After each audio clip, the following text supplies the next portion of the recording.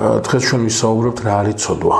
სხვაგვარად რო ვთქვათ, რა არის რაღაცა ის, რაც არღვევს იმ პროექტს, რომლის შესახებაც ჩვენ უკვე ვსაუბრობთ, ანუ არღვევს ადამიანის ბედნიერებას. ჩვენ მივეჩვიეთ ძალიან ამ ტერმინებს, მივეჩვიეთ ტერმინს რელიგია, ღმერთი, ქრისტიანობა, ცოდვა და ძალიან ისე ვამბობთ ხოლმე ამას, ხო, გადავირბენთ ხოლმე, როდესაც ამ ტერმინებს ვახსენებთ. მაგრამ თუ დავაკვირდებით, არის რაღაცა ძალიან მნიშვნელოვანი აზრი ჩადებული ამ ყველაფერში. აი ამის ხედვა, ამის წარმოჩენა ძალიან მნიშვნელოვანია, ამიტომ ჩვენ არ ვსაუბრობთ ცოდვაზე, რომელიც შეიძლება რაღაცა ამბად იყოს გადმოცემული, რაღაცის ან მოგონებებში, ან რაღაც ლიტერატურულ ნაწარმოებში, არა, რაღაცა ისეთზე ვსაუბრობთ, რაც ჩვენ ბედნიერებას ხელყოფს. აი, ჩვენ სახში გვაქვს ყველას გვაქვს რაღაცა ძვირფასი, ხო? ამ ძვირფასს გავუფრთხილდებით არავითარ შემთხვევაში, არ მივცემთ ტერს, არ მივცემთ მომხდურს, ბოროტის მოქმედ საშუალებას იმისას, რომ ესაც ძვირფასია, ჩვენი სახლიდან წაიღოს. და ძალიან ისე ხდება ხოლმე ადამიანი არ ფიქრობს ყველაზე მნიშვნელოვან რამეზე, რომელზეც გადაგებულია მთელი ცხოვრება ეძებს. არ ფიქრობს, არ დააზიანოს თავისი ბედნიერება, რა არის, რასაც მის ბედნიერებას აზიანებს, ამას არ უკვირდება და ძალიან მარტივად მიუშვებს ხოლმე მტერს თავის საგანძურის ხელში ჩასაგდებად. ეს ყველაფერი რო გასაგები იყოს და გავერკვეთ, რაზეა საუბარი, დაუბრუნდეთ იმ თემას, რომელზეც საუბრობდით და გავიხსენოთ, რომ არის 64-ეული წიაღი, არის ამ წიაღში წარმოდგენილი მამაკაცი და დედაკაცი, ადამი და მისი ცოლი, სხვათა შორის ტრაგედიამდე, იმ კატასტროფამდე, რომელზეც დღეს უნდა ვისაუბროთ, დედაკაცს სახელი არ ჰქვია, უსახელოდაა. ეს ამას თავისი ძალიან ისეთი ხრბა გააზრება აქვს, ამის შესახებ თუ დრო დაგვჭა მერე ვიტყვით. და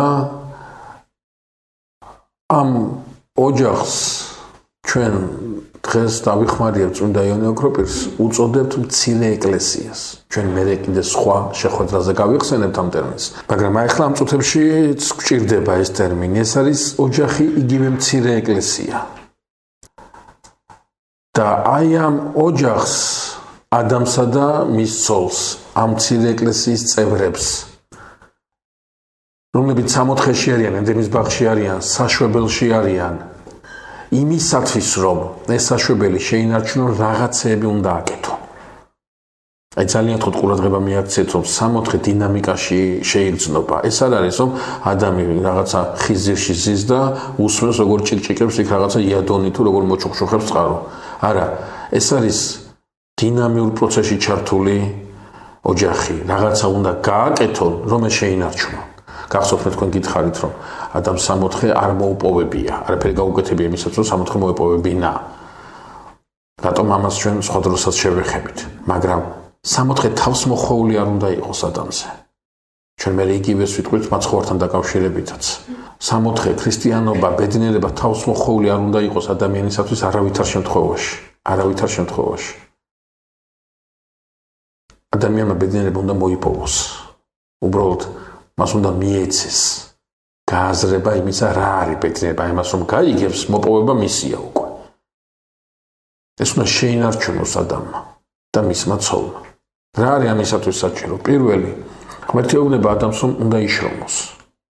თავისთავად ცხადია, ახლა შრომა რა გაგებითაც დღეს გვესმის, ამ გაგებით ის იქ არ იგულისხმება. იგულისხმება ბაღის მოვლა და ეს ბაღი თავისთავად ცხადია უწინარეს ყოვლისა გულისხმობს შინაგან ბაღს, შინაგან სამყაროს, რომ სულიერად უნდა იშრომოს და უნდა იღვაწოს. უნდა მოუაროს იმ საოცრებას, რაც ადამიანშია წარმოდგენილი. აი ამას არ მოუვლის და დაეცემა მთელი სამყაროს ის ბაღიც განადგურდება. ანუ პირველი ეს არის შრომა. მეორე, უნდა იკვებოს სიცოცხლის ხისაგან და არ უნდა მიიღოს ნაყოფი ხისა, ცნობადისა, კეთილისა და ბოროტისა. სხვაგვარად რო ვთქვათ, მარტო ამ ხილის მიღება კი არ ეგზალება, არა, ევალება სიცოცხლის ხის განაჭამოს, ესეც დავალებაა. ამას არ აქცევენ ყურადღებას. ამბობენ, რომ ადამიანს ეგზალებოდა იმ ხის, ცნობადის ხის ნაყოფის ჭამა, არა, ასევე ეგზალებოდა არ ეჭამა. სიცოცხლის ხის ნაყოფი, არა, ორი აკრძალვა ქონდა და არა ერთი. მამის ჭამაცევალება. უბრალოდ ჩვენ კიდე როგორც სიტყვა შრომას, სიტყვა დავალებასაც ჩვენეულ ასპექტში ვიგებთ, თორემ ეს ტანჯველი არ არის, ეს დავალება სასიხარულოა ადამიანისთვის. ისევე სასიხარულოა ამ საკვების მიღება, ამ ხის ნაყოფის, სიცოცხლის ხის ნაყოფის მიღება. როგორი სასიხარულოა მიუღებლობა ცნობადის ხის ნაყოფისა. ყველაფერი სიხარულს ძენს ადამიანს. სხვაგვარად რო ვთქვათ, შრომასთან ერთად ადამიანს ევალება რაღაცისაგან თავი შეიკავოს. თავი შეკავება რა არის დავუკვირდით? თავი შეკავება ნიშნავს იმას, რომ შემიძლია გავაკეთო, მაგრამ უარს ვამბობ ამას. წვდომადია ეს ჩემთვის, მაგრამ არ შევეხები, ხელს არ მოვკიდებ. ჩვენ მერე რომ არ დაგვერღვეს და შინაარსიდან, კონტექსტიდან არ ამოვარდეთ, აქვე დავსვათ კითხვა ყველა ვიცით, ახლა რომ ადამიანი ხის ნაყოფს შეჭამს, ხო და ცოლი შეჭამს და თავის ხმას მიაწოდებს, ხო? ისმის კითხვა, ხო იცოდა ღმერთმა რომ მიიღებდა ადამიანი ამ ნაყოფს და გაუბედურდებოდა, რატო უქმნის მაშინ მას ამას. მე მინდა წინ გითხრათ, რომ თვითონ ეს კითხვა არის არაკონტექსტუალური, სრულიად ამოვარდნილია კონტექსტიდან, სახარებისეული ბიბლიური კონტექსტიდან და რატომ? თავისუფლება იწყება იქ, სადაც რაღაცა იკრძალება. თუ ყველაფერი დაშვებულია თავისუფლების გამოვლინების, თავისუფლების ფიქსირების სივრცე აღარ რჩება. ადამიანმა მარტო ის კი არ უნდა იგრძნოს, რომ ეს სამყარო მისია და მისთვის არის შექმნილი, როდესაც სახელებს არ ქმნის ცხოველებს და ან ფლორას ფაუნას, ხო? არამედ უნდა იგრძნოს რაღაცა მეტი. ფლობელი კი არ არის. ყურადღება მიაქცეთ, ფლობელი კი არ არის, პატრონია. უნდა დაეპატრონოს, უნდა მოუაროს. ჩვენ მერე ვიტყვით მთელი სიშმაგე ცოდვისა იმასია, რომ ადამიანი აღარ უვლის საწმის სახვერთმა, ახლა იმას იყენებს. გამომყენებლობითი დამოკიდებულება აქვს, არ უვლის. აი, იყო ერთი კონფერენცია, ამერიკაში ჩატარდა ეს კონფერენცია, დედამიწის აი ამ ეკოლოგიურ პრობლემებს მიეძღვნა და ერთი ქალბატონი გამოვიდა საოცარი სიტყვით.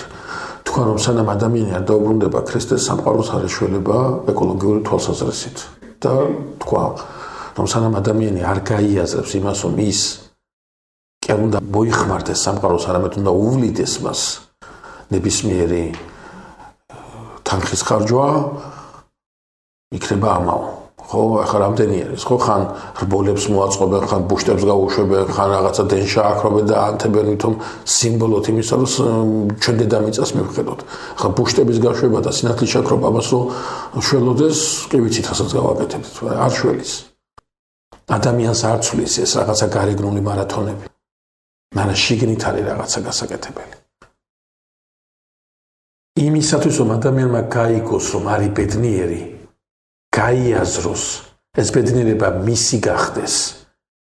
ის აუცილებლად თავისუფალი არსება უნდა იყოს და თავისუფლება გამოხატვადი უნდა იყოს და რაღაცის გაკეთება უნდა შეეძლოს, მაგრამ ამაზე უარს ამბობდეს. ქართული სიტყვა თავისუფლება მას ზედმიწევნით ასახავს. თავისუფლება რა არის? თავის უფლება, თავის ბატონობა, თავის ფლობა. როდესაც შენ თავს რაღაცის უფლებას არ აძლევ. არ შეგიძლია და ვერ აკეთებ კი არა, ძალიანაც შეგიძლია, მაგრამ ამის უფლებას არ აძლევ შენ თავს. აი 60-ეულ წიაღში ადამიანმა თავს უფლება არ უნდა მისცეს გახდეს უბედური. არსებითად აქამდე დადის ეს ხე ცნობადისა, კეთილისა და ბოროტის არის სარბიელი, იმისათვის რომ ადამიანმა გამოხატოს ნებელობა. აი რო არ შეჭამს, ის ხდება თავისუფალი. აი როგორც კი მიიღებს ამ საკვებს, ის უკვე კარგავს ფლობას საკუთარი თავისას და ხდება მონა თავისი სურვილებისა. არსებითად თავისუფლების გააზრება, აი ჩვენ მე კიდევ ვიტყვით, მაგრამ ახლა წინა იმ ფრაზას უბრალოდ გავაჟღერებ. ცოდვის შესახებ ვისაუბრებ და ვიტყვით, რომ ცოდვა არსებითად არის სიმახინჯე. სიმახინჯე. და ეს ყოველთვის ასე იქცევა, ასე აკეთებს. ტერმინ თავისუფლებას დაუმახინჯა შინაარსი. თავისუფლება დღეს არის გაგებული, რასაც მინდა თუ ვაკეთებ, ვარ თავისუფალი. სინამდვილეში არა, რასაც გინდა თუ ვაკეთებ, ხარ სურვილების მონა. თავისუფალი ხარ სწორედ მაშინ, როდესაც რაღაცა გინდა, მაგრამ შენ თავს ამის უფლებას არ აძლევ. აი მაგალითად, რა შემთხვევაში შეიძლება ეს მოხდეს? რა შემთხვევაში შეიძლება ეს რეალიზებული იქნეს? ერთი საოცარი აღსარება, რომელიც თვითონ აღსარებლის ნებართვით გარდაცვალების შემდგომ იქნა გამოქვეყნებული, სადაც აღსარებელი წერს არ ვამბობო აღსარებაში იმას, რომ აი ეს ცოდვა მაწუხებს, აი ეს არა, ყველაზე დიდი ცოდვაზე მინდა ვილაპარაკო. ჩემი ყველაზე დიდი ცოდვა რომ არ მიყვარს ღმერთი. აი არ მიყვარს. თორე რო დაფიქრდეთ მართლა ხო ადამიანი რომელიც გეტყვის აი თუ გიყვარვარ არ გააკეთო. აი თუ გიყვარვა რაღაცა ეს ნივთი მომენტი, ხო ეს ნივთი კარგავს თავის მნიშვნელობას და იძენს სხვა მნიშვნელობას. თუ ამ ნივთს დავთმობ, მაშინ ყვარებია, თუ ვერ დავთმობ, იმაზე უფრო ეს ნივთი ყვარებია.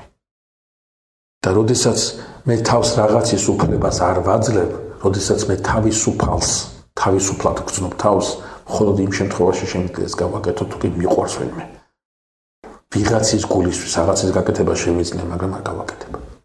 ამიტომ მეგობრებო, აქედანვე იცოდეთ, იმ პროექტზე, რომელზეც საუბრობდით, ჩვენ კიდე შევეხებით ხშირად ამ დეტალს. თავისუფლება და სიყვარული ერთმანეთისაგან განუყოფელია. მხოლოდ ის არის თავისუფალი, ვისაც უყვარს და მხოლოდ თავისუფალ ადამიანს შეუძლია უყვარდეს. ეს ორი ერთად არის ყოველთვის. ყოველთვის ერთად არის. თუ კი ერთი დაიკარგება და ვინმე იტყვის, რომ მეორე მაქვს, ის მეორე არის დაგაქვს ძალიან დამახინჯებული სახით, რაღაც მომხმარებლური სახით და ასე შემდგომ. სხვაგვარად ვთქვათ, ეს პროექტი, რომლის შესახებაც საუბრობდით, უწევს ყოველს და გულისხმობს შრომას, რაღაცისაგან თავის შეკავებას, ანუ მარხვას. და მესამე, რაც ამ კონტექსტში მინდა გამოვყო, გახლავთ ის, რომ ადამიანი სამოთხეში ელაპარაკება ღმერთს, როგორც მამები ძალიან საოცრად ამბობენ, ლოცულობს, ხო? ლოცვას ეწოდება საუბარი ღმერთთან. ახლა წარმოიდგინეთ, სამოთხეში არის ეს სამი რამე აუცილებელი და რამდენად მნიშვნელოვანია სამივე სამოთხის მიღება. აი ბედნიერი რო ადამიანი მაშინაც კი ამას უნდა აკეთებდეს და როდესაც ბედნიერება აქვს დაკარგული, რამდენად მნიშვნელოვანია ამის კეთება, რომ დაიძრას აქეთკენ და მოიპოვოს ეს ყველაფერი.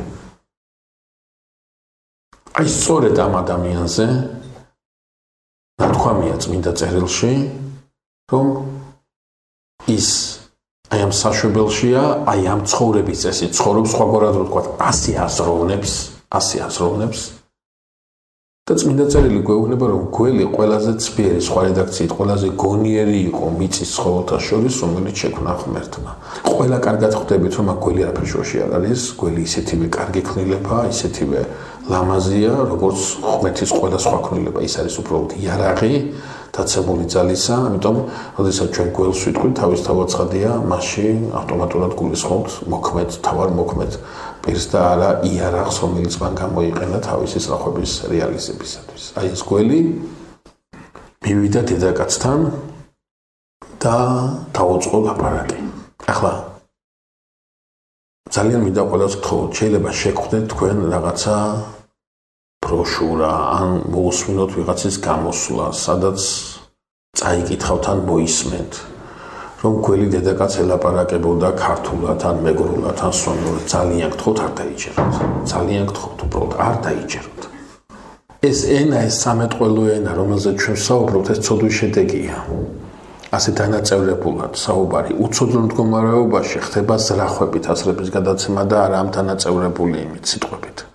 ეს ჩვენი დამძიმებული ბუნებიდან გამომდინარე, აი ძალიან ხშირად ხდება ხოლმე, ხო? თუ დავაკვირდებით, არის ხოლმე ასეთი ძალიან საინტერესო რამეა თაწმიდელების ცხოვრებაში, მამა გაბრიელთან ჩამოდიოდა ლათინი ბერი, რომიდან ჩამოდიოდა ბერი და ისხდნენ და ერთმანეთს უყურებდნენ. იმან ქართული არ იცოდა, ამანაც ელაპარაკებოდნენ ერთმანეთს. ეზრახებოდნენ ერთმანეთს, ხო? აი ასურელი მამების რო ჩამოდიან კათოლიკოსი ხდება აქ, ხო? ზრახვით ხდება საუბარი, აზრის გადაცემით და არა სიტყვების რაღაცა манипуляციით, ხო? ზრახვით ხდება. და ეს ზრახვა არის ასეთი. გველი ეუბნება დედაკაც, მართლა გითხრა თქვენ ღმერთმა, რომ არც ერთი ხის ნაყოფი არ გეჭმევათ. პირველი ამ წინადადებაში, რასაც უკვირდებით, მეგობრებო, გახლავთ სიტყვა მართლა გითხრა თქვენ ღმერთმა, ეჭვი შეტანა. ეჭვი შეტანა რაღაცა ისეთში, რომელიც გამოცხადებითია. ყურადღება მიაქციეთ, გამოცხადებითია. შეიძლება აი მე შევლოვდე და ჩემ მეგობარს აგერეთონიკეს რაღაცა უთხრა და დავაყოლო, რომ ჩემი აზრია და მას აქვს სრული შესაძლებლობა ეჭვი შეიტანოს ჩემ ნათქვამში, რადგან ის ჩემი აზრია, მაგრამ ის რაც გამოცხადებითია, ანუ უთხრა მას არა ადამიანმა, არამედ უთხრა ღმერთმა, ამ ნათქვამში ეჭვი შეტანა ნიშნავს ძალიან მარტივ რამეს. ნიშნავს უნდობლობას იმისას, ან ნაწილობრივ უნდობლობას იმისას, ვინჩენ ეს ყველაფერი მოგცა და სადაც უნდობლობა, იქ ვეღარ იქნება სიყვარული, სადაც სიყვარული აღარ არის, იქ ვეღარ იქნება თავისუფლება. პირველივე ფრაზა დაცემული ძალის აკახლავთ რაღაცა ისეთი, რაც ეს მთავარი უნდა დაანგრიოს ადამიანში. უნდა დალეწოს ეს მთავარი ადამიანში. თავისუფლება და სიყვარული. აქეთკენ მიდის ყველაფერი. ამიტომ დღევანდელ დღესაც მეგობრებო, რაზეც გესაუბრებით, ეს არ არის ამბავი, რომელიც მოხდა რაღაცა 1000 წლების მიღმა. ეს ყოველ დღე ხდება ჩვენ ცხოვრებაში. ყოველ დღე ეს ხდება ჩვენ ცხოვრებაში. რატო გეუბნებით ამას იცით? არ მახსოვს თქვენ გითხარით თუ არა, ორი ძალიან დიდმა მამამ, გრიგოლ ღვთისმეტყველმა და გრიგოლ ნოსელმა მე სხვა არ ვიცი ამ კითხვაზე ეპასუხა. კითხვაზე რატომ განკაცდა ქრისტე მაშინ როცა განკაცდა არა ადრე არამედ თქვენ არამედ ზუსტად მაშინ სხვადასხვა დროს სხვადასხვა ადგილას ზუსტად ერთი და იგივე პასუხი გასცეს. ცოდვას თლიანად ჰქონდა თავისი თავი გამოვლენილი და აი ამ დროს განკაცდა ქრისტე. სხვაგვარად ვთქვათ, რაც დღეს ხდება, ფორმები ახალ თუ შინაარსი არის იგივე, არაფერი ახალი არ ხდება. ანუ ის ამბავი, რომელ ამბავზე ჩვენ საუბრობთ, ეს ამბავი ხდება არა მარტო 1000 წლების მიღმა, არამედ ხდება დღესაც, ყოველდღიურ ჩვენ ცხოვრებაში. და აი ადამიანი, რომელიც ეძებს ბედნიერებას, პირველ რიგში უნდა ისწრაფოს იმას, რომ არ დაკარგოს თავისუფლება და არ დაკარგოს სიყვარული. თორე აი ეს არის ის ორი სვეტი, რომელსაც ეხნობა ადამიანის ბედნიერება. მართლა გითხრათ თქვენ ღმერთმა, რომ არც ერთი ხის ნაყოფი არ გეჭმავთ. კაცის მკვლელს და ტყუარს უწოდებს ჩვენი მაცხოვარი დაცემულ ძალას და საბაბი და ასეთია. უნდა შეიტანოს სიცრუე რაღაცა ისეთი, რაც ძალიან საინტერესო პროცესს გამოიწვევს და რა არის ეს პროცესი. დედაკაცი პასუხობს, არა ესე არ არის. ყველა ხის ნაყოფის ჭამის უფლება მოგცა ხომ ერთმა, ხოლო ერთზე გითხრა, არ შეჭამო თუ არც გაეკაროთო მას.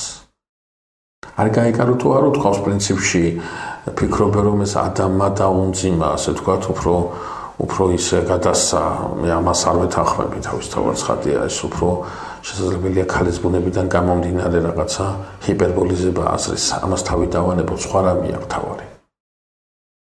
რა უნდა დაცემულ ძალას? ახლა ძალიან პრინციპული რამე მინდა გითხრათ, სანამ მეორე ნაწილზე გადავიდოდეთ. დაცემული ძალის აი რაღაცა აზრით ხო დედაკაცმა მართებულად უპასუხა. აბსოლუტურად მართებულად უპასუხა. მაგრამ რაღაცა აზრით თუ დავაკვირდებით, აქ პრობლემა ის კი არ არის. რა უპასუხა დედაკაცმა? პრობლემა ის არის, რომ უპასუხა დედაკაცმა. დააკვირდით, გველი მიდის მაშინ, როდესაც დედაკაცი მარტოა. ახლა მარტო არას ნიშნავს, ხა ერთმა მკითხა, მასში სად იყო ადამი, არ ვიცი, ახლა ადამი მასში სად იყო, იქ არ ვიყავი, ვერ გეტყვით. მაგრამ ფაქტია, რომ დედაკაცი დაიმარტო ხელა ამ დროს, ანუ აზრობრივად, მენტალურად დაიმარტო ხელა. დაცემული ძალისთვის რა არის მთავარი? დაცემული ძალისთვის მთავარია ახლა დედაკაცი ხელში ჩაიგდოს როგორც ეკლესიისაგან გამიჯნული, ამ ერთობისაგან გამიჯნული დედაკაცმა ახლა მთავარი ის კი არა, რას უპასუხებს, მთავარია გადაწყვიტოს, რომ მამაკაცის გარეშე, ანუ თავის გარეშე, ანუ იერარქიის გარეშე, ეკლესიის გარეშე, ერთობის გარეშე მარტო თვითონ შეუძლია მართებული პასუხის გაცემა. ეკლესიურობის, კრებსითობის, ერთობის პრინციპი უნდა დაერღვეს დედაკაცს. ესაა მნიშვნელოვანი. პირველი კითხვის მთელი აზრი ამაში დევს, რომ დედაკაცმა უნდა გადაწყვიტოს, რომ იერარქიის, ერთობის, ეკლესიის, სიყვარულის, თავისუფლების გარეშე შეიძლება ადამიანი მართალი იყოს. ჩვენ ცოტა მოგვიანებით ვთანხმობთ, რომ შეიძლება ადამიანმა სიმართლე თქვას, მაგრამ მართალი არ იყოს. სიმართლის თქმა ადამიანს მართალ ადამიანად არ აქცევს. მე მსახურება უნდა იმ სიმართლეს რო იტყვი. მარტო სიმართლის თქმა მართალს ადამიანს მართლად ვერ გახდის. ნახეთ რა არის საინტერესო. დედაკაცის ამ პასუხით გველმა თავის პირველ მიზანს მიაღწია, რაც თავის თავში გულისხმობს იმას, რომ დედაკაცი დაიმარტო ხელა მენტალურად. ეკლესიისაგან გამიჯდა თავისი აზრით. და ახლა გადამწყვეტ ნაბიჯს დგავს და ეუბნება დედაკაცს. ესე არ არის. ნახეთ რა საინტერესო რამეა. ესე არ არის. ანუ ღმერთი რო ამბობს, ესე კი არ არის. ეკლესია რო ამბობს, ესე კი არ არის. გამოცხადებაში როა ნათქვამი, ესე კი არ არის. Რაღაცა სხვა აზრით შეიძლება არსებობდეს, რაღაცა სხვა რამე შეიძლება ფიგურირებდეს, რაც ჩემ ბედნიერებას მოგიტანს. ღმერთს ნუ უსმენ მაინც და მაინც. დღევანდელ დღემდე სწორედ ეს ფრაზები ისმის.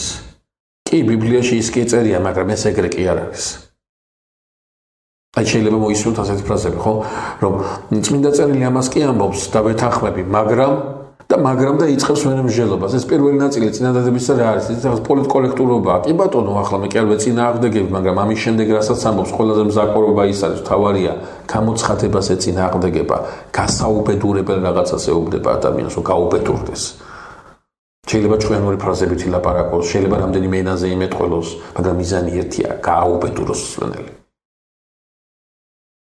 ესე არ არის.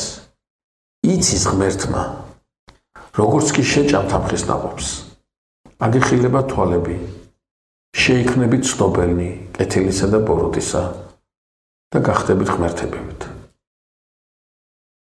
მე ძალიან მინდა კარგად მოისმინოთ ახლა რაც გითხარით, კიდევ ერთხელ მინდა გამიმეორო. იცის ღმერთმა, რომ მიიღებთ ამ ნაყოფს, პირველი, აგეხილება თვალები, გახდებით ცნობილი კეთილისა და ბოროტისა, ეს მეორე და მესამე, გახდებით ღმერთებებით. მეგობრებო, საქმე ის არის, რომ ამ ნაყოფს აკრძალული ნაყოფი ეწოდება პირობითად. მოვიდოდა დრო, როდესაც ადამიანი ამ ნაყოფს იგემებდა, აუცილებლად დადგებოდა ეს დრო. ადამიანმა იცის რა არის ბოროტება, მაგრამ ადამიანს არ აქვს გადატანილი ბოროტება. იონო პროპერი პირდაპირ ამბობს ამას. აი, შეიძლება ვიღაცა რაღაცაზე მელაპარაკებოდეს, მე ის განცდილი გადატანილი არ მქონდეს, მაგრამ ინფორმაცია ამის შესახებ მქონდეს, გამაჩნდეს. მოვიდოდა დრო, როდესაც ადამი და მისი ცოლი ამ ნაყოფს მიიღებდა აუცილებლად. და მესამე, გახდებით ღმერთებებით. რატო შეიქმნა ადამიანი? ადამიანი რატო შეიქმნა? რატო არ უნდა ჭამოს ეს ნაყოფი, რატო უნდა ჭამოს ის ნაყოფი, რატო უნდა დაამუშავოს ეს მით, რატო უნდა ესაუბროს, მოიცეს ყველაფერი რატო გეთება? რომ განიხორთოს. ღმერთად იქცეს, ხო? ზუსტად იმას პირდება გველი ადამიანს, რასაც ღმერთი პირდება ადამიანს. ზუსტად იმას. მიიღებ ამ ნაყოფს, გაიგებ რა არის კეთილი და ბოროტი და განიხორთობ. გაბედნიერდები. სხვაგვარად რო ვთქვათ, მეგობრებო, გველი ადამიანს თავაზობს ბედნიერების ალტერნატიულ გზას. ღმერთი ეუბნება ადამიანს, რომ ბედნიერი იქნება აი ამ გზით. და გველი ეუბნება ადამიანს, არა, ბედნიერება შეიძლება მოიპოვო სხვა გზითაც. აი ეს სხვა გზა, ეს ალტერნატივა, რას თქვა ღმერთმა, აი იმის ალტერნატივა უკვე არის ბოროტება. მეგობრებო, ბოროტება თავისი არსით არ არსებობს. ბოროტება აი თავის სუბსტანციური არსებობით არ არსებობს. აი რას ნიშნავს ეს ახლა გეტყვით. წარმოიდგინეთ, აი ახლა ეს აუდიტორია წარმოიდგინეთ, ეს დარბაზი წარმოიდგინეთ, აი გაჩერაღებულია, გაჩახჩახებულია ნათლით და ისე რომ აი შუაში ტიხარი არ გავავლოთ, შეიძლება ერთ მხარეს სიბნელე იყოს და მეორე მხარეს სინათლე. არ შეიძლება. ვერ იქნება ეს. სიბნელე რა შემთხვევაში გამოჩნდება? როგორც კი სინათლე დაიწყებს მოკლებას. აი იქ ჩნდება სიბნელე. თვითონ სიბნელეს არსებობა არ შეუძლია. რაღაცა თუ არ გაფუჭდა, რაღაცა თუ არ გაქრა, ის ვერ გამოჩნდება. იგივეა ბოროტებაც. ბოროტება ეს არის სიკეთის დაკრულევანება. ბოროტება ეს არის ალტერნატიული სიკეთე. არის სიკეთე, რომელსაც იძლევა ღმერთი და არის სიკეთე, რომელსაც არ იძლევა ღმერთი. აი ეს სიკეთე, რომელსაც არ იძლევა ღმერთი, არის ბოროტება. თავისი სუბსტანციური არსებობა, თავისი მყარი არსებობა მას არ გააჩნია. რაღაცა რომ მოიკლებს, აი გამოყოფს თავს. ისევე როგორც სიბნელე იქ გაჩნდება, სადაც სინათლე აღარ არის. როგორც კი სინათლე გამოჩნდება, სიბნელეს ეგ ადგილი აღარ არის. აი ამ კუთხით თუ წაიგითხავთ იოანეს სახარებას, ხო შესავალში საოცარ სიტყვებს მოისმენთ. ნათელი იგი ბნელსა შინაჩანს და ბნელი იგი მას ვერ ეწიაო. დაზეა საუბარი, ხო? როდესაც მაცხოვარი იშვა ამ ქვეყნაზე, ნათელი შემოვიდა ამ ქვეყნად, სიბნელს რა მოუვიდოდა. თავის თავისხადია გაქრება. სიბნელე ვერ მოიცავს სინათლეს, ეს გამორიცხულია, მის თვისებაში არდევს ეს. არ შეიძლება წყალში ხელი ჩავყო და წყალმა არ დამასრულოს, რატომ წყლის თვისება ასრულებდეს. სინათლის თვისება იმარჯვებდეს. ბოლოს ძლია კეთილმა არსება მისი გრძელია, როდესაც თქვამია, ეს არსების სიგრძე რა არის, რომ სიკეთე სინამდვილეში არსებობს. ბოროტება არ შეიძლება ბოროტებამ სიკეთეს ლიოს, არ შეიძლება არ არსებულმა არსებულს ლიოს. ამიტომ როდესაც ადამიანი სიკეთეს აკეთებს, სიკეთის საიდუმლო ის არის, რომ მისი ნაყოფი იქვე არ ჩანს, მაგრამ ბოლოში აუცილებლად იმარჯვებს. არ შეიძლება ბოროტებამ გაიმარჯვოს. არ არსებობს ასეთი რამე. არ შეიძლება არ არსებულმა არსებულზე გაიმარჯვოს. ამიტომ როდესაც გვაქვს საუბარი რა გააკეთა გველმა ადამიანს შესთავაზა რაღაც ალტერნატიული სიკეთე, ალტერნატიული ბედნიერება. ის არ არის მეფა, მაგრამ ყურადღება მიაქციეთ. შესთავაზა იგივე სიტყვებით, იგივე ფრაზებით. მთელი მზაკრობა ბოროტი ძალისა, მთელი მზაკრობა გველისა, მეგობრებო, გახლავთ ის, რომ მან ტერმინებს გამოუცვალა შინაარსი. იგივე ტერმინები თქვა, მაგრამ სხვა აზრით.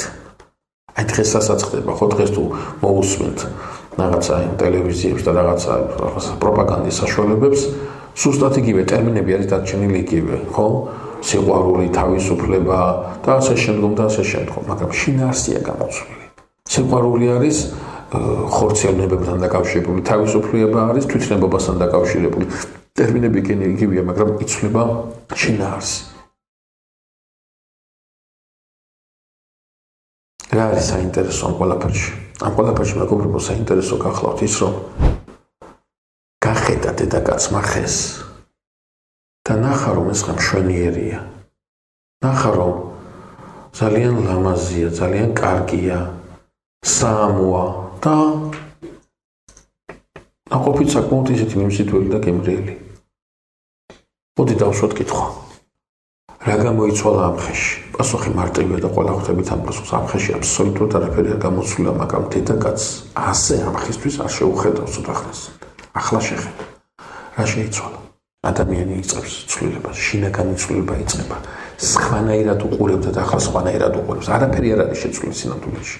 ყველაფერი არის იგივე, მაგრამ ადამიანი აღიქვავს უკვე სხვანაირად უყურებს, სხვანაირად აზრსდებს, სხვანაირად რა შეება, ზომავს. საზომი შეეცვალა ადამიანს.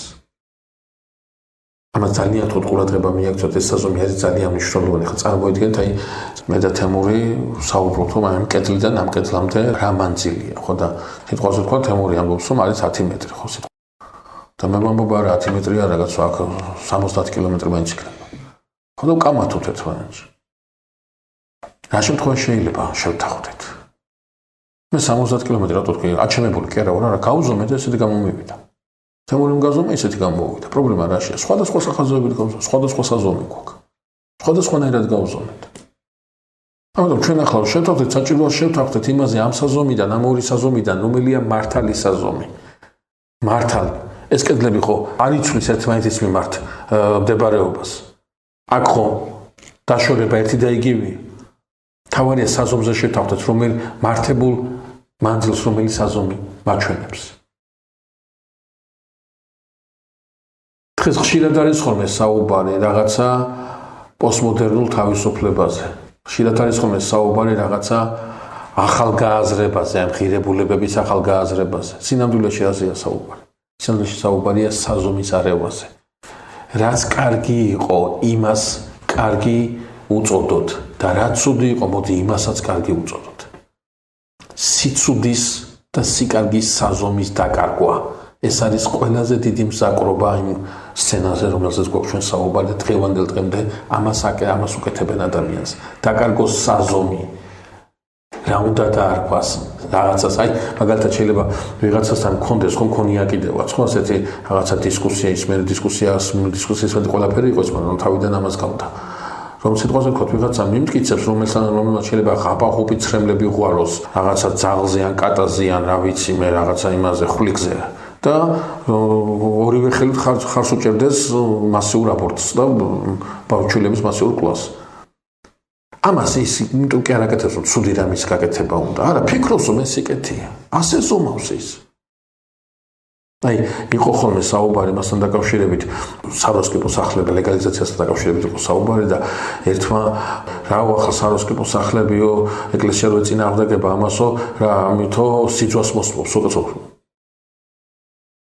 სიძვა მე როგორ უნდა მოსწო, გრიგოლ ხანძთელმა და პეტრე მოციქულმა ვერ მოსულა. მერანაირად უნდა მოსწო სიძვა.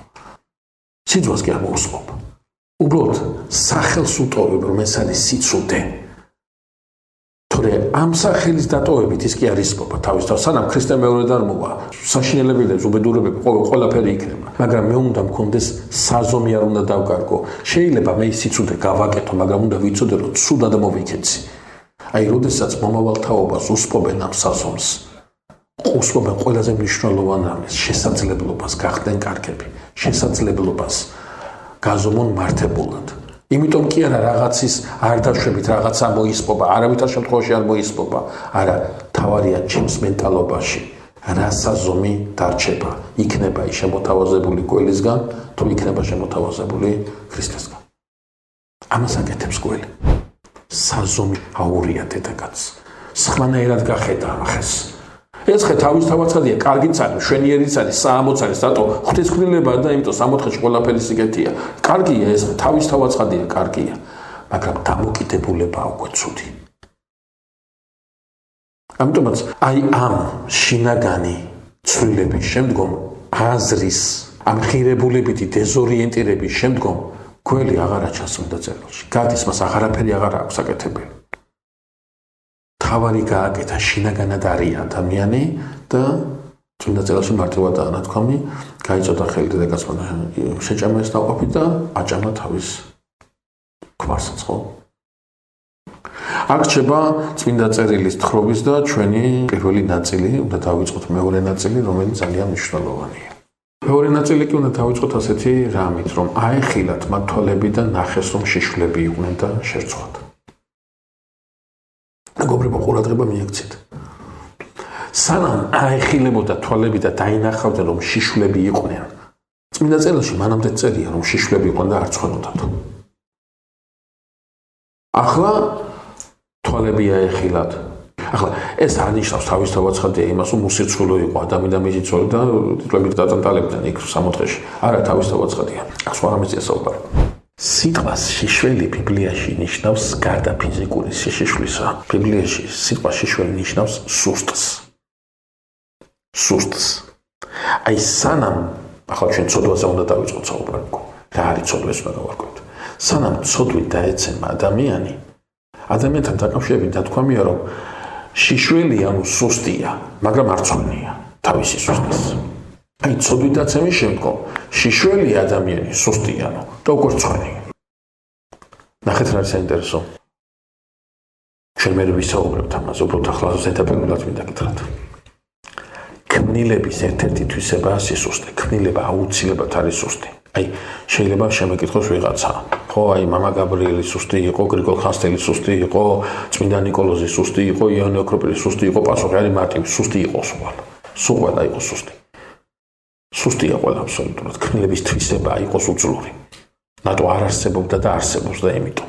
მას უმყოფელობიდან რომ გამოიხმო ხმეთმა უმყოფელობიდან გამოყვა სისუსტის ეს თვისება. მაგრამ ამ სისუსტეს ავსებს, ამ სისუსტეს აძლიერებს, ამ სისუსტეს ფარავს საღვთო ენერგია, ანუ საღვთო ძალა, საღვთო მადლი, იგივე ნათელი. აი ადამიანზე რო ანათქვამი, რომ შიშველი იყო, ანუ სუსტი იყო, მაგრამ არ ცხენოდა, რას ნიშნავს, რომ ადამიანში ყოფობს მადლის სულისაცმლის, ანუ ნათელშია და ეს სიშველი, ეს სისუსტე არ ჩანს, ამოქმედებული არ არის. ის დაფარულია საღვთო ძლიერებით, საღვთო მადლით. აი ცოდვა რო შეიძლება ადამიანმა რა მოხდა. ყურადღება მიაქციეთ, ახლა ვიწყებთ ყველაზე მნიშვნელოვანი ამის თქმას.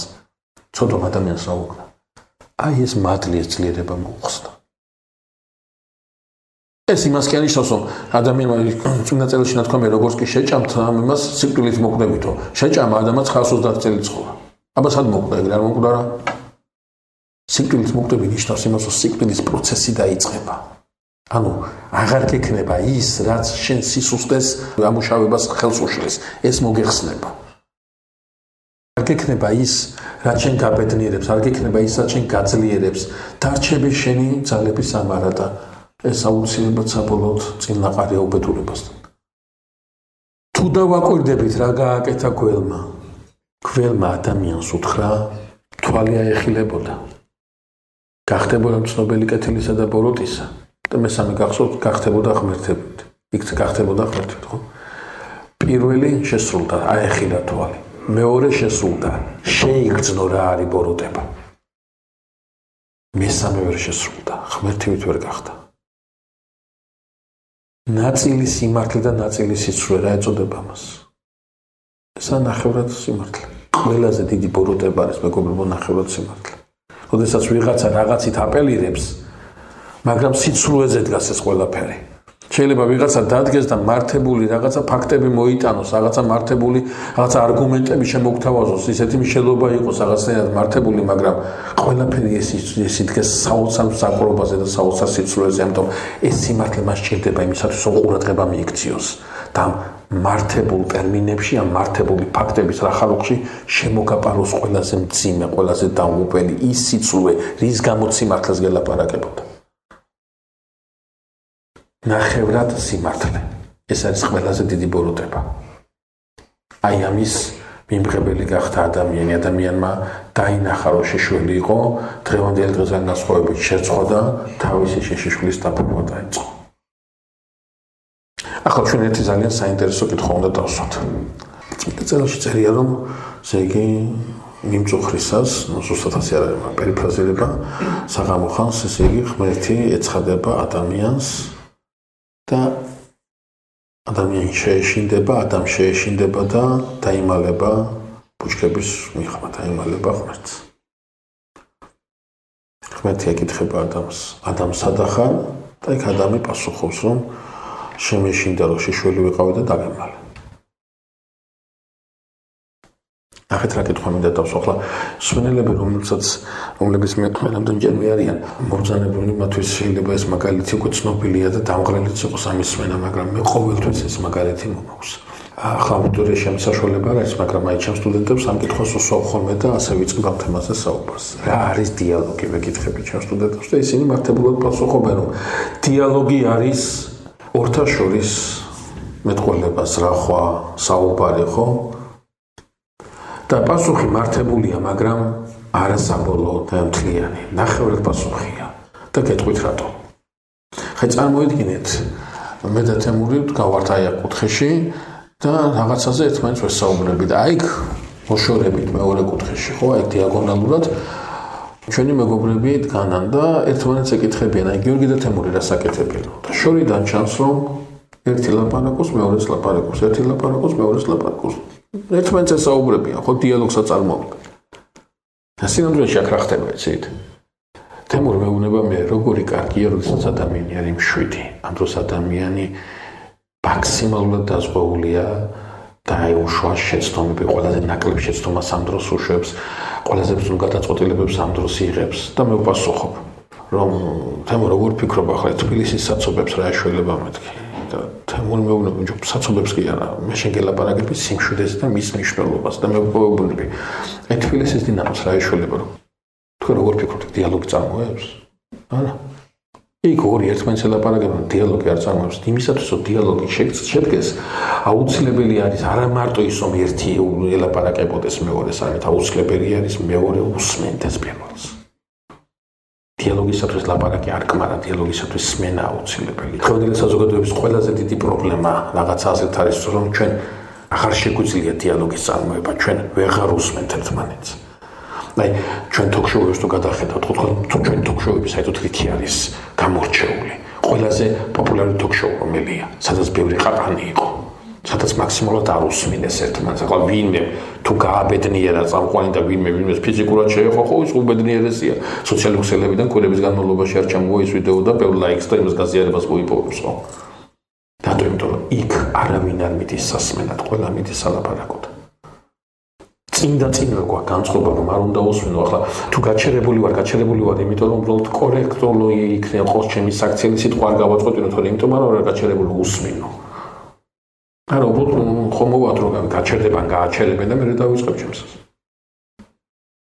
64 ის მშვენიერება, რომელსაც ახლა კარგავს ადამიანი, არსებითად გახლავთ მეგობრებო, სივრცე, სადაც წარმოებს დიალოგი ადამიანსა და ღმერთს შორის.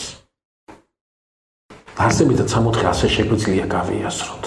ეს არის სივრცე, სადაც ღმერთი ეხმიანება ადამიანს და ადამიანს ესმის რაზე ელაპარაკება ღმერთი და იმას იმ თემას რომ იმ შინაარსითვე ეხმიანება ადამიანი ღმერთს. ცოდვიდაცემაზე როცა გვაქვს საუბარი, ცოდვიდაცემა თავის თავში გულისხმობს დიალოგის შეწყვეტას. ადამიანმა შეწყვიტა მოსმენა ღმერთისა, აღარ უსმენს ღმერთს. აღარ უსმენს იმიტომ კი არ უნდა, აღარ შეუძლია. მეგობრებო, ყურადღება მიაქციეთ, ადამიანი ამ აკრძალულ ნაყოფს არ იღებს იმისათვის, რომ ღმერთი უარყოს, ან ღვთის საწინააღმდეგო რამე გააკეთოს. არა, პირიქით, რომ განიღრთოს, იმიტომ აკეთებს ამას.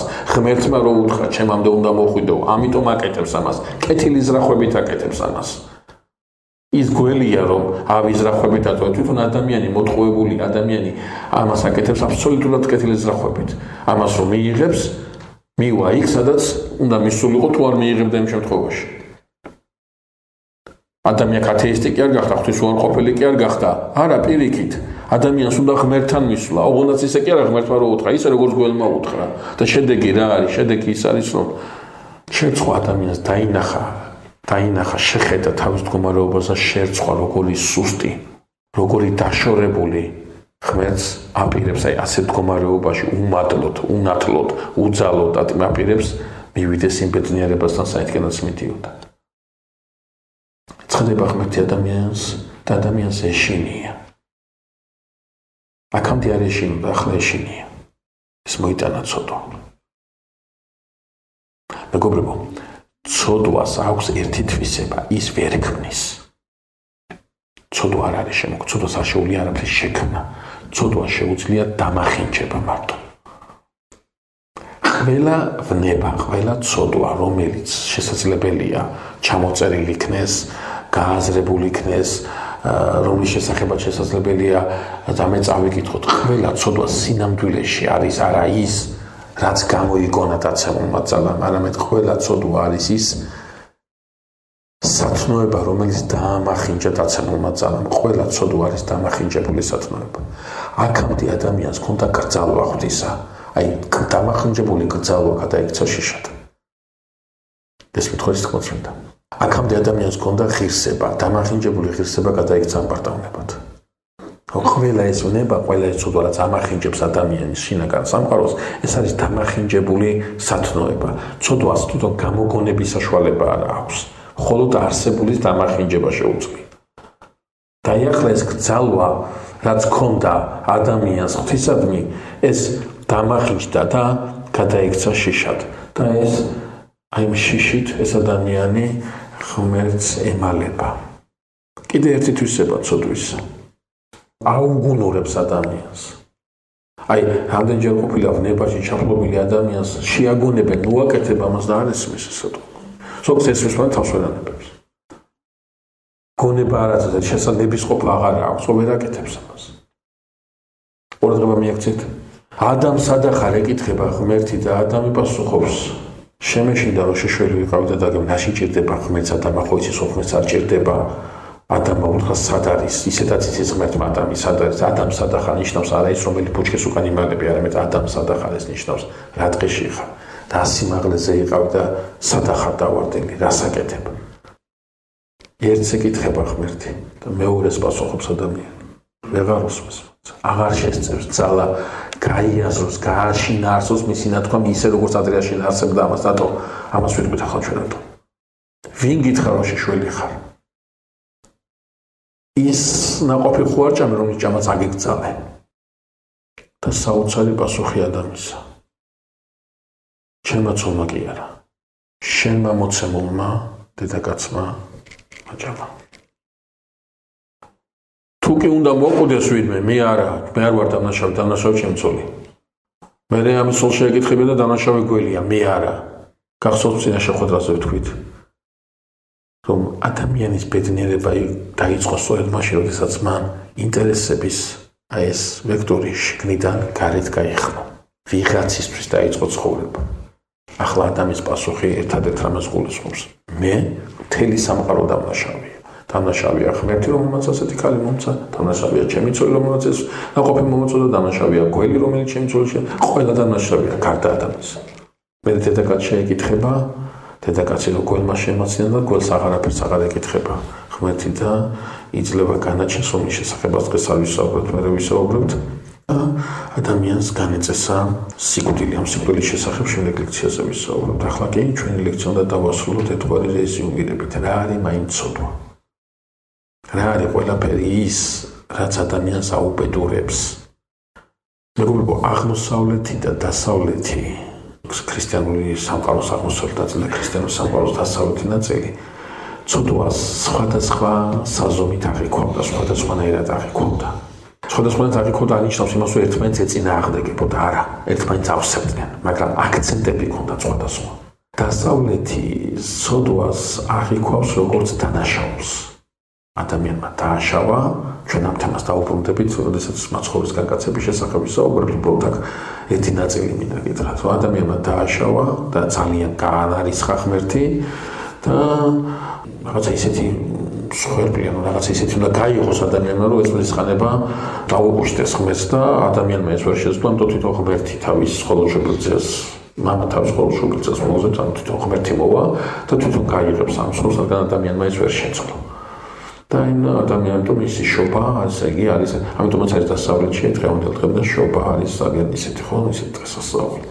აღმოსავლეთი ცოტა სხვანაირად უყურებს ამას. აღმოსავლეთისათვის ადამიანის დაცემა, ცოდვით დაცემა არის უწინარეს ყოვლისა ადამიანის დაავადება, დასნეულება. ეს იმას კი არ ნიშნავს, მეგობრებო, რომ აღმოსავლეთი ადამიანის დაცემაში დანაშაულს არ ხედავს. არა, როგორ არ ხედავს, აი მაგალითად ესეთი საოცრება, როგორც წმინდა გრიგოლ პალამა გახლავთ, ცალკე ეპოქა და ცალკე მოვლენა კაცობრიობის ისტორიაში, პირდაპირ როდესაც მაცხოვრის შობის შესახებ იწყებს საუბარს, ამბობს, რომ საღვთო სამართალს ეს ეგებოდა, რომ ადამიანი გაიცადა, ადამიანი უნდა აღდგარიყო და ამიტომაც განკაცდება ღმერთი. სამართლით იწყებს საუბარს ეს აღმოსავლელი მამა, მაგრამ თენიანად, ანუ კი არ უარყოფს დანაშაულის მომენტს ამ იურიდიზმის გამოვლინებას, რომელიც საკულტურა დასავლეთში, არა, არ უარყოფს, მაგრამ აქცენტს აკეთებს სხვანაირად. აღმოსავლეთში ადამიანის ცოდვის დაცემა არის, რომ ადამიანი დაავადდა, ავად გახდა. აი წარმოგიდგენთ ეს რაღაცა, რომ მე გავდივარ ჭიდო უცებ ერთხელაც მაქვს 40 სიცხე, ხო? ან ხელი მოვიტეხი ან რაღაცა, ხო? განა რამე შეიცვალა ჩემში. მე ისე მოჭიდავე ვარ, ისე ვიცი ილეთები, მაგრამ რას ვეღარ ვაკეთებ. არენაზე ვეღარ გავდივარ, ვეღარ ვჭიდაობ. ვეღარ ვაკეთებ. რატო ავადა ვარ უკვე და იმიტომ. სანამ არ განვიკურნები ამ მოითხოვებისგან, ხო, მე ამ სარბიელზე ვეღარ გავა. ამიტომ როდესაც ცოდვაზე გვაქვს საუბარი, მეგობრებო, არსებითად ცოდვა ეს რაღაცა ვირუსი, რომელიც ჩამჯდარია ბუნებაში. ამიტომ არის ხოლმე ხოლმე კითხვა, რომ შეენანებინა ადამიანს ასისავდა ღმერთი. ეს კითხვაც არა კონტექსტუალურია, ეს კითხვაც არასწორია. ადამიანი მთელი ცხოვრების განმავლობაში ნანობდა, მაგრამ სამოთხეში ვერ დაბრუნდა. რატო? იმიტომ რომ არ შეიძლება, როდესაც კურნალობა სჭირდება ქირურგია ის თერაპიით განასრულო. იქ აუცილებლად ქირურგი უნდა ჩაერიოს და ადამიანი დაავადდა.